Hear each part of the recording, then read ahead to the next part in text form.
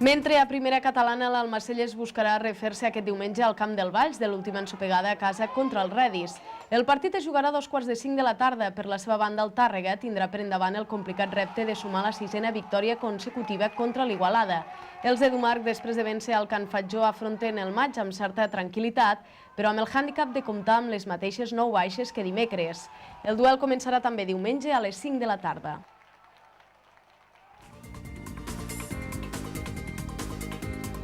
Les 5 victòries donen confiança, però ja estan passades. Jo crec que es nota una miqueta amb l'equip quan surt al camp, saber que les coses li van bé. Crec que l'equip que no té aquests dubtes té molt de guanyat. Aleshores, va bé, però també és cert que perquè hagis guanyat 5 partits, al proper partit no tens cap avantatge més que el rival. Aleshores, l'equip s'ha d'agafar el proper partit com si fos el primer de Lliga. Caldrà estar molt alerta perquè és un equip que també sabem que té llacunes i es tracta que en aquests moments que no estan, nosaltres amb la línia que portem, que estem tot el partit, intentar treure avantatge.